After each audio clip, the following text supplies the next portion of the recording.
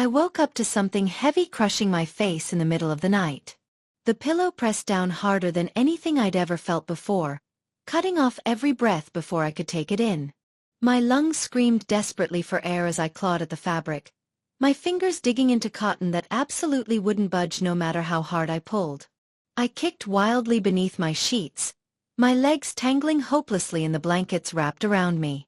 When I finally shoved it away with all my strength, gasping and choking violently, I saw Amber standing directly over my bed with her phone pointed straight at me. The screen's bright blue glow lit up her face eerily in the darkness of my bedroom. She was grinning widely like she'd just won the lottery or some major prize. "Relax, Naomi," she said casually, still recording every single second of my panic and terror.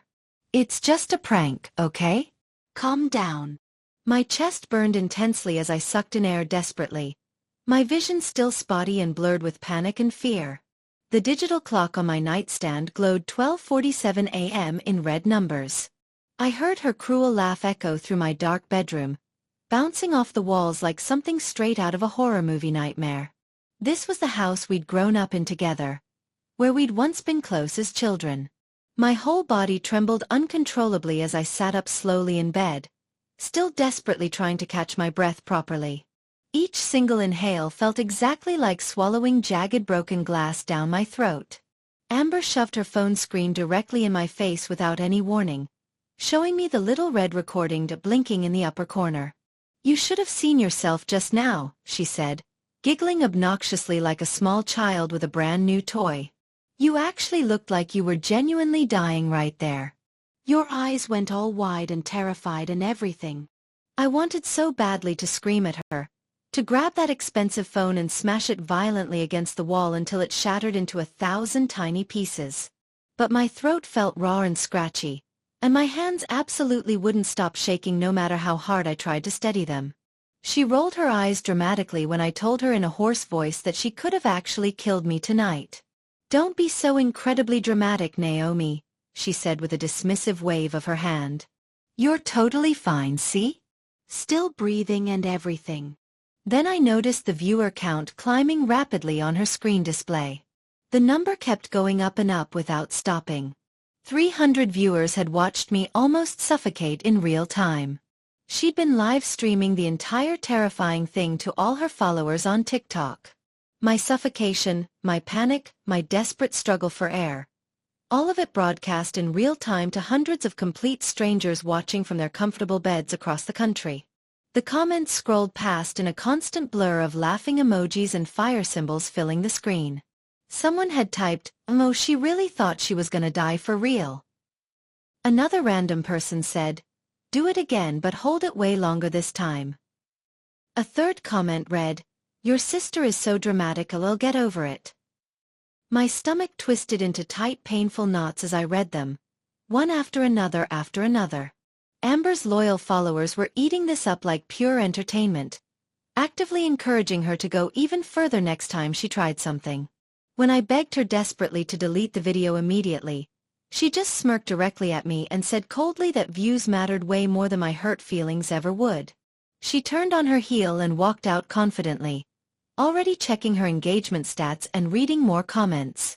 I sat there in shock, unable to process what had just happened. My own sister had tried to suffocate me for internet clout, and strangers thought it was hilarious. The exact moment she left my room, I grabbed my own phone with shaking hands that could barely hold it steady enough. I opened her TikTok profile quickly and found the live stream already posted prominently to her main page with the caption, "Scary Sister Prank Gone Wrong." My fingers moved as fast as they possibly could as I screen recorded every single second of that horrifying video. My terrified face, the pillow covering it completely, her cruel mocking laughter, everything she'd deliberately done to me. I saved 3 separate copies to different cloud drives immediately, just to be absolutely certain nothing could be lost. This wasn't just some harmless prank anymore like she claimed.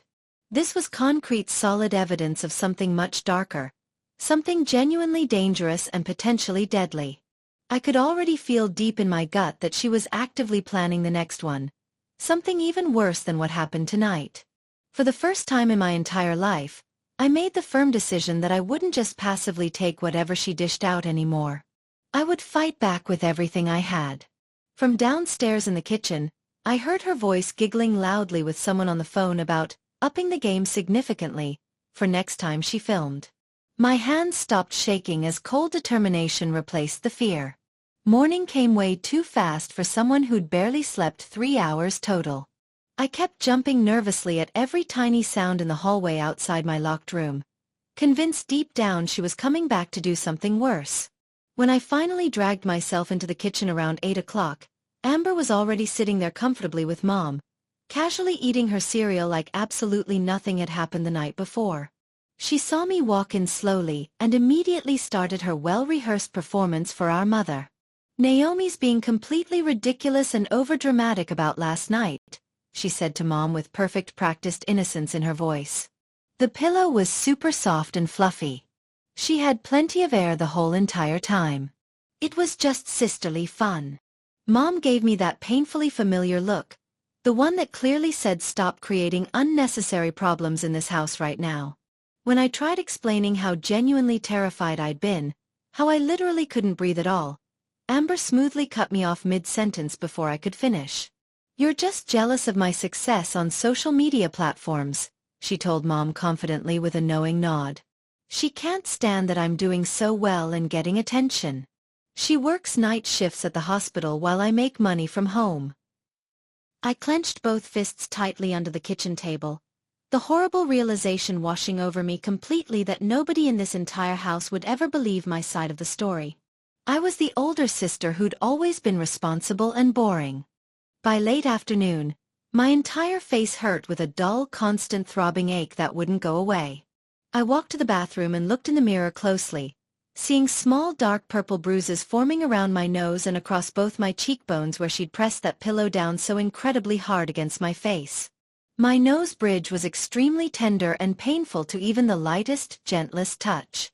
When I showed these visible bruises to Amber later, actually expecting maybe some small hint of guilt or remorse from her, she laughed out loud instead without any shame. "That's absolutely perfect," she said with genuine excitement lighting up her face. "It looks even more real and authentic for the video now. People will totally love this detail. The bruises prove it wasn't fake." My blood turned ice cold in my veins hearing those words. She wasn't sorry in the slightest. She was actually proud and pleased with the physical damage she'd caused to my face. She saw my pain as nothing more than valuable content for her growing channel. My bruises as solid proof her prank was authentic and real and not staged. That's the exact moment I knew with absolute certainty she'd keep pushing these dangerous boundaries further and further until someone got seriously hurt or potentially worse. I walked straight to my room immediately, opened my laptop with determination, and drafted a careful, detailed email to her biggest sponsor brand partnership. Bright Smile Cosmetics paid her $3,000 monthly to promote their products. I sent the anonymous email with the video link carefully attached to it directly. I kept the message extremely simple, clear and direct. "Your brand ambassador is filming dangerous suffocation pranks on her sleeping family members without consent. Please review the attached evidence carefully. This violates your company's safety standards." I hit send and sat back to wait patiently for a response. Exactly 3 hours later, Amber absolutely burst into my room screaming at the absolute top of her lungs. Her main sponsor had immediately put her lucrative contract under official review because of serious community safety concerns raised by multiple parties. She pointed her finger just inches from my face, her entire hand shaking visibly with pure rage. "I know you somehow did this to me," she hissed through clenched teeth. "You're actively trying to ruin everything I've worked so incredibly hard to build from nothing." Her eyes were wild and completely unfocused with barely contained fury and anger. "You'll seriously regret this, Naomi. I absolutely swear you'll regret doing this to me. You're just bitter because you're stuck working night shifts wiping patients while I'm building an empire." Later that same night, I could hear her typing furiously on her laptop in her room next door, whispering my name over and over with pure, undisguised hatred in every single syllable she spoke. I couldn't sleep again that night at all, tossing and turning restlessly for hours. Around 2 in the morning exactly, I crept quietly downstairs and saw Amber's tablet sitting there charging on the kitchen counter like always. She always left it completely unlocked without any password protection. My hands shook nervously as I opened her messaging app with extreme caution and care. There was a private group chat with her 3 closest friends that she used constantly every day: Madison, Tiffany, and Becca. I scrolled slowly through their entire conversation about me specifically, my stomach dropping further and further with each new terrible message I read. Did you see Naomi's stupid face in the video? She's so gullible it's pathetic. Next time hold the pillow way longer. She's weak anyway, she'll break easily. We should actually scare her properly, like really scare her until she cries and begs. Maybe fake a break-in or something. They weren't joking around or exaggerating for effect. They were seriously planning something much worse than before. Something dangerous. I quickly took screenshots of absolutely everything visible, my heart pounding so loud in my chest I genuinely thought the sound might wake her up in her room. I saved every single image to 3 different secure locations online and on physical drives. The messages went back weeks, showing this wasn't impulsive. Dinner the following night was absolute torture to sit through for an hour. Amber told our parents with convincing fake tears that I'd been going through all her private things, stealing personal items from her room, trying to deliberately sabotage her friendships and her growing career online. Dad immediately asked me directly why I couldn't just be supportive and happy for my younger sister's accomplishments. Mom said firmly I clearly needed to work seriously on my jealousy issues before they got progressively worse. Amber's building something real while you're just stuck in the same job, Mom added. Not a single person asked to hear my side of the story or my perspective. I just sat there silently cutting my chicken into smaller and smaller pieces mechanically, staying completely quiet throughout the meal. When Amber smirked directly at me across the dinner table with that superior look on her face, I smiled calmly back at her without breaking eye contact. You'll see the truth soon enough, I said quietly but clearly enough for everyone to hear. Mom asked sharply what exactly I meant by that statement, but I simply shook my head slowly and went back to my food without explaining. Hidden safely under my pillow upstairs in my locked room, a USB drive held every single piece of damning evidence I'd carefully collected so far against her. I'd learned patience working 12-hour hospital shifts dealing with difficult patients and families.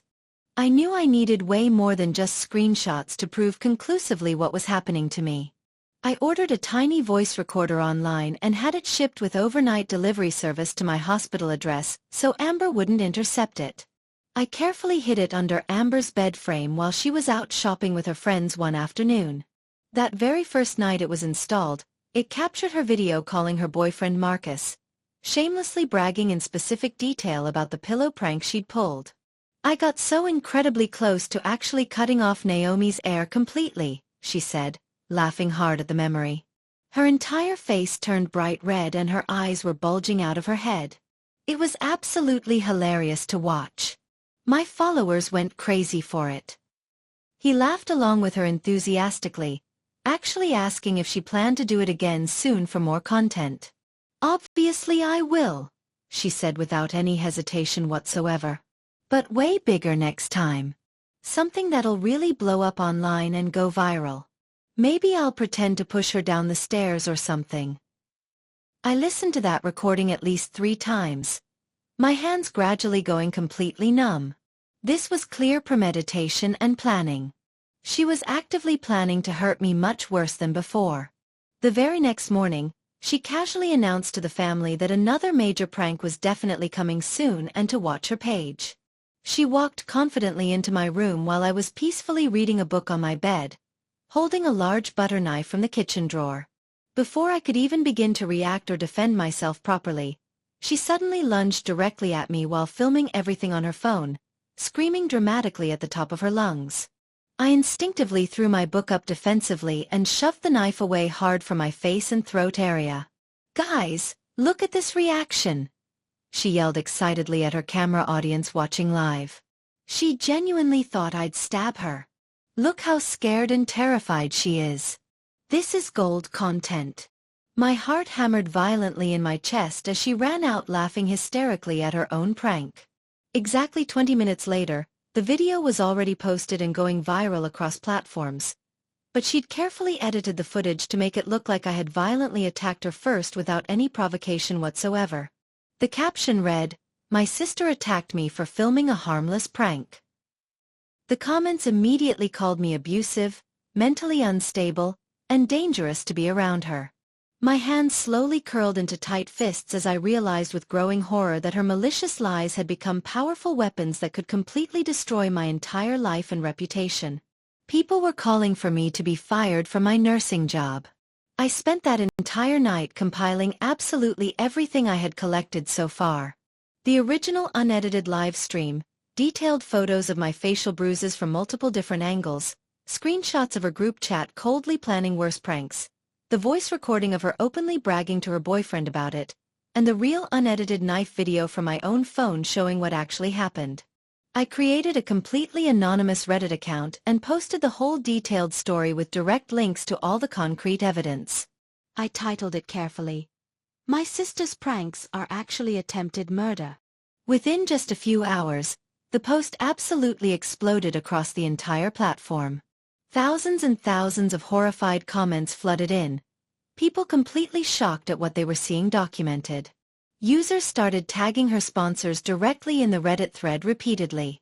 For the very first time, Amber wasn't controlling the narrative or the story being told. Exactly 2 hours after the post went truly viral everywhere, she violently kicked open my bedroom door, screaming and furiously waving her phone directly at my face demanding answers. "You posted this, didn't you? You're trying to destroy me." I stayed calm, my nurse training helping me remain composed under pressure. Amber immediately went live on TikTok, crying hysterically with mascara running down both cheeks dramatically.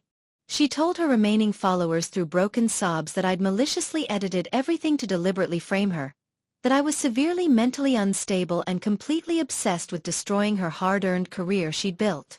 Real tears streamed down her face as she desperately begged people to please believe her version of events instead.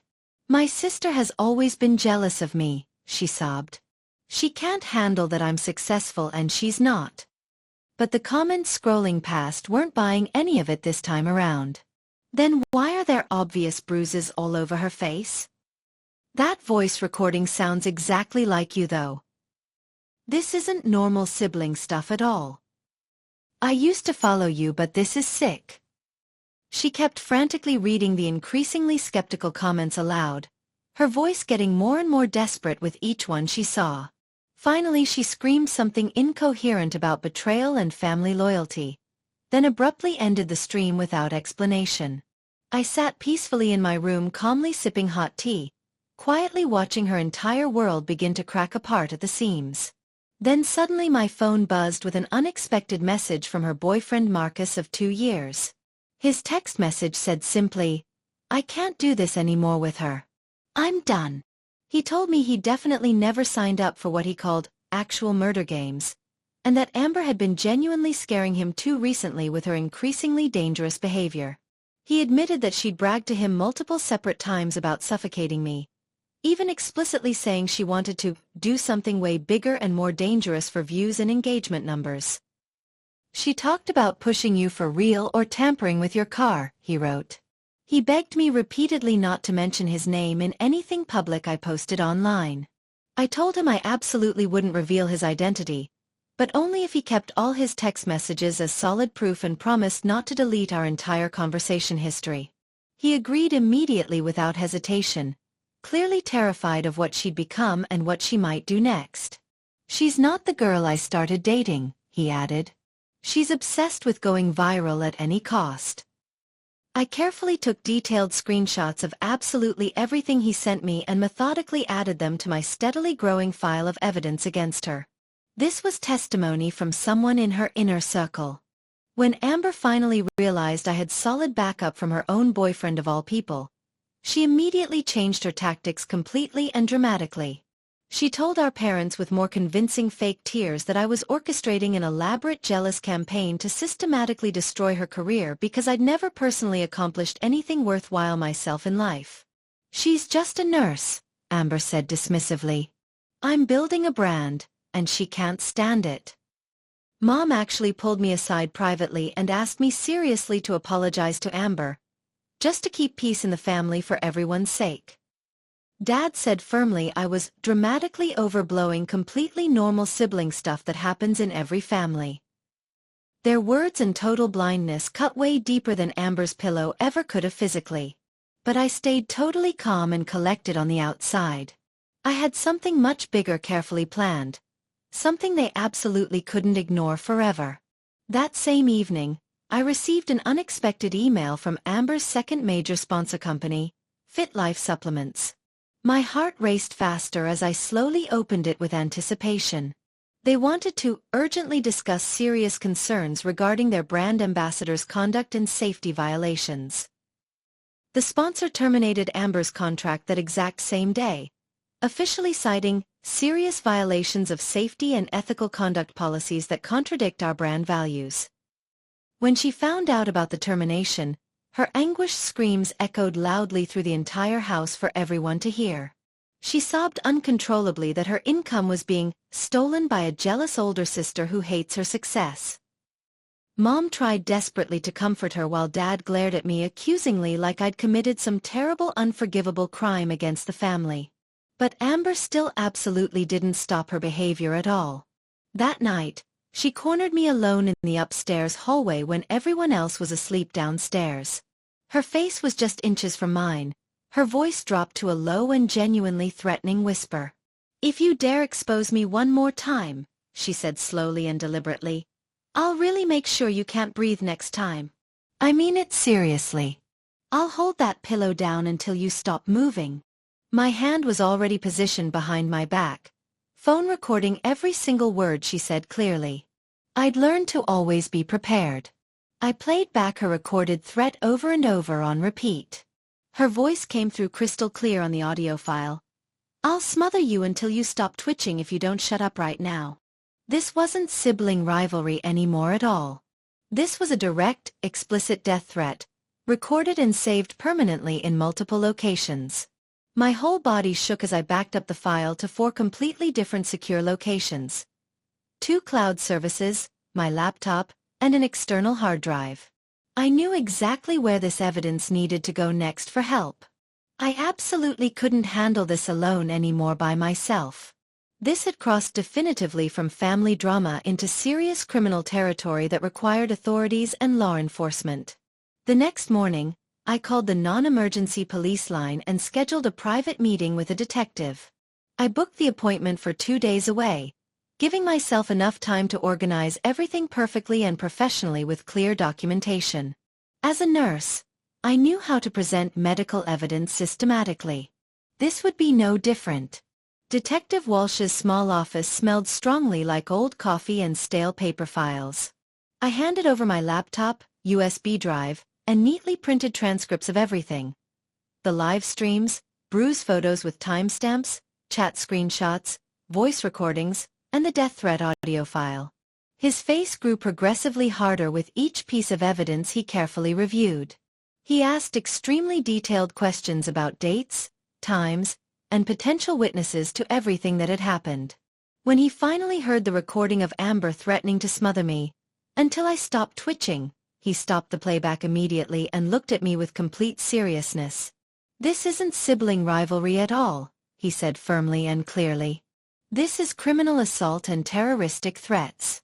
This is extremely serious. You could have died."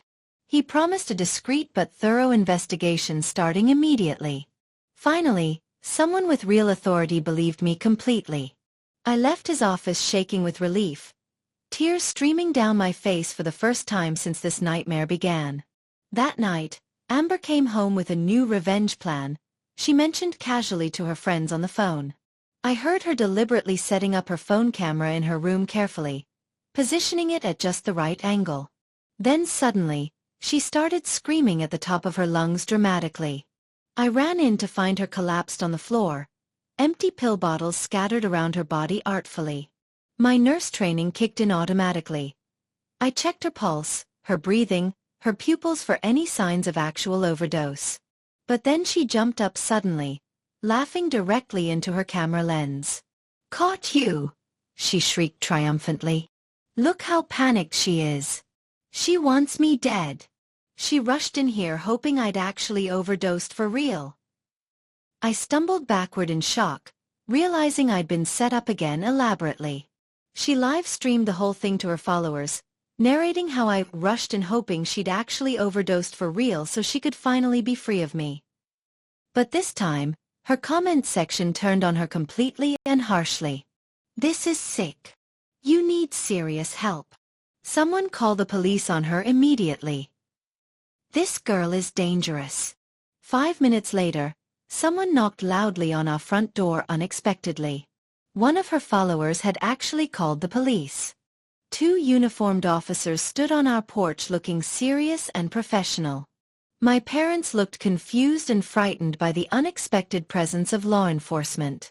Amber tried to act innocent, asking what this was about with wide innocent eyes and a confused expression. Then Detective Walsh stepped inside behind the officers, holding a thick manila folder full of papers and evidence. "Amber Hayes," he said formally. "We need to speak with you regarding multiple assault complaints filed against you by your sister." The color drained completely from her face instantly.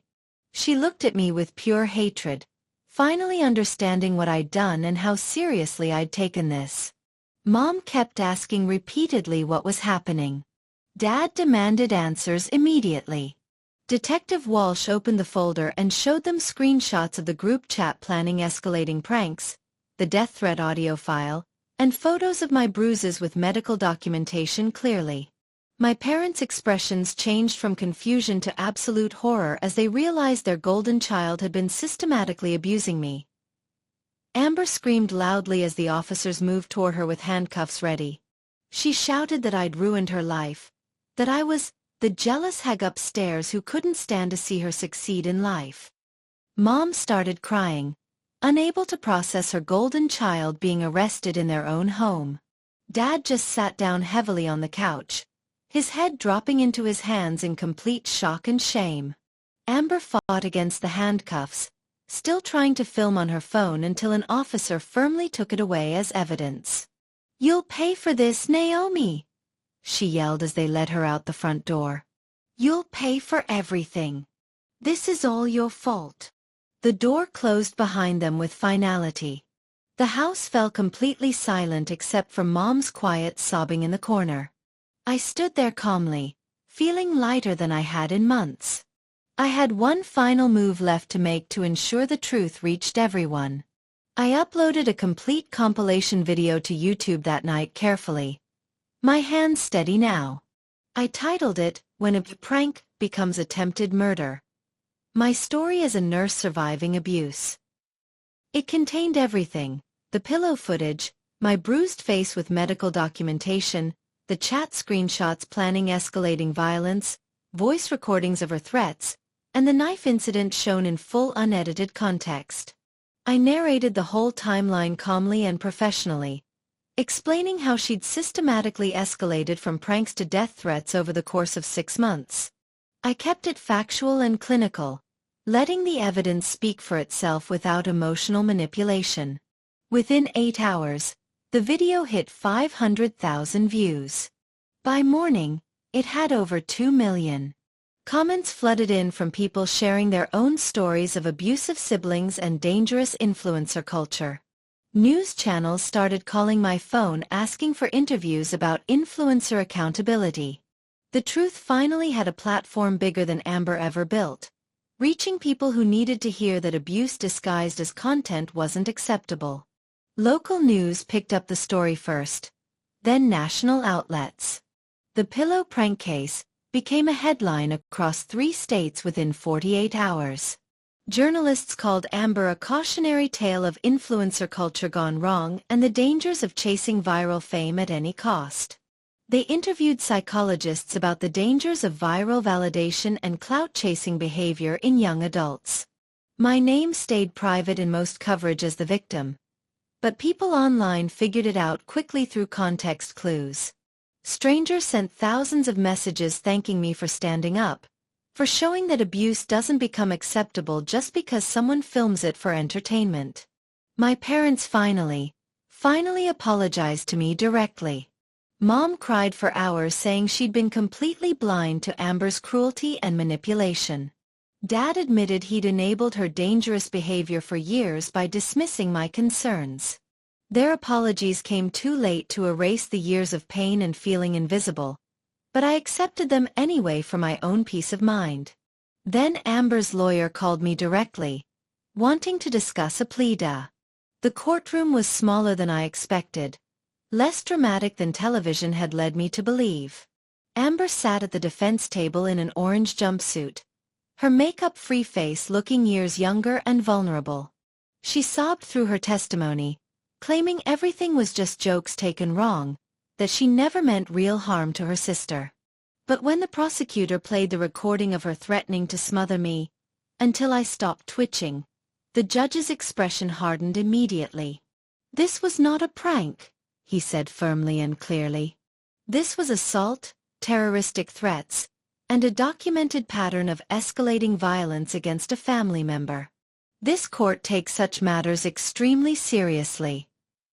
He sentenced her to 2 years probation, mandatory therapy sessions twice weekly, 200 hours of community service, and a 5-year restraining order. She had to stay at least 500 feet away from me at all times. I sat there with steady hands for the first time in months, feeling vindicated and safe. Justice had finally been served. Amber lost everything she'd built. Her followers abandoned her by the thousands daily. Her remaining sponsors dropped her completely, citing moral clauses in contracts. She couldn't post content without violating her probation terms and conditions. She tried reaching out through fake accounts repeatedly, but the restraining order kept her away legally. My parents finally saw me as more than the quiet sister. They saw me as the survivor who'd been protecting herself all along with careful documentation. I moved into my own apartment 3 weeks later, a small but safe place with good locks and windows that faced the sunrise. Every morning, I made my bed carefully, fluffing the pillows just right with deliberate care. And every time I looked at them, I remembered one simple truth that had carried me through. She tried to take my breath away for internet fame, but I took her entire world instead by refusing to stay silent. Sometimes the quiet ones fight back the hardest.